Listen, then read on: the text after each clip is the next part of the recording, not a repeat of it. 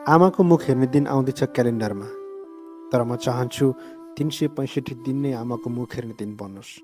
म चाहन्छु मेरी आमालाई सधैँ देख्न पाइरहँ। सानो छँदा कोखाइ कोखाइ गरेर मिठो छ हाम्म गर भन्दै खुवाउने मेरी आमालाई सधैँभरि आमा के खानुहुन्छ, के मनपर्छ भन्दै खुवाउन मन छ। आफू निथ्रुक्क भिजेर भए पनि कोलायो कोलायो भन्दै मनतातो पानीले मलाई नुहाइदिने मेरी आमालाई घरमै मनतातो पानीले मैलो मिची मिची नुहाइदिन मन छ। बडा बडा भन्दै टाउकोमा तेल लगाइदिने मेरी आमा, हात गोडा बलिया होस् भनेर मेथी पड्काई पड्काई तोरीको तेलले मालिस गरिदिने मेरी आमा। आजकाल पाता दुख्छ, खुट्टा दुख्छ भन्नुहुन्छ, तेल तताएर सन्चो हुने गरी मालिस गरिदिन मन छ। मेरै भविष्यको लागि कपाल फुलाएकी मेरी आमाको सेतो कपालमा कालो मेहन्दी लगाइदिन मन छ।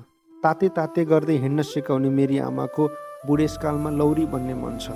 परिवारको खुसीको लागि धेरै हन्डर र ठक्कर झेलेकी मेरी आमाको चाउरी परेका गालामा खुसीका रङहरू भरेर तन्काउन मन छ। चिरा परेका पैतालामा मलम लगाइदिन मन छ। सन्तानलाई बाँड्दा बाँड्दा भाँडा रित्तिए पनि सोरसार बनाएरै अघाएँ भन्ने मेरी आमालाई आँत भर्ने गरी टन्न खुवाउन मन छ। मेरो लागि थाङ्ना सिलाउँदा सिलाउँदै आफ्नो फरिया सकेकी मेरी आमालाई यो मेरो कमाइले किनेको फरिया हो आमा, लगाउनु भन्न मन छ। जता जाँदा पनि च्यापेर हिँड्ने मेरी आमालाई चट्ट बाइकको पछाडि राखेर च्याप्प समाउनु भन्दै सारा ठाउँहरू घुमाउन मन छ।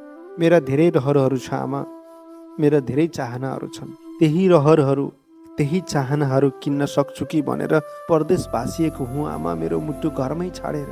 आफ्नी बुढी आमालाई छोडेर त्यत्तिकै परदेश पसेको होइन आमा। बालाखामा तेल लगाइदिएको अहिले काम लाग्दैछ आमा। किन एक गाँस खाएर पनि अघाए भन्थ्यो भन्ने कुरा बल्ल बुझ्दैछु मैले। कसरी तिम्रो पैताला फाटे, कसरी तिम्रो कपाल फुले, कसरी गालामा धर्साहरू परे भन्ने कुरा बल्ल जान्दैछु आमा। अझै धेरै कुरा जान्नु छ। तिम्रो मन विदेशमै छ, मलाई थाहा छ, मैतिरै छ। त्यही भएर त आफ्नो भन्दा बढी फिक्री मेरो गर्छौ। मेरो पनि ध्यान तिमीतिरै छ आमा, घरतिरै छ, परिवारतिरै छ। सारा पीडा भुलेर तिम्रै नजिक आउन मन छ आमा। छिट्टै तिम्रो मुटुको टुक्रा खुसी किनेर फर्किन्छ आमा, खुसी किनेर फर्किन्छ। म चाहन्छु मेरी आमाको सबै इच्छाहरू पुरा गर्न सकु। मेरा लागि आमाको मुख हेर्ने दिन सधैँ बनोस्, 365 दिन नै बनोस्।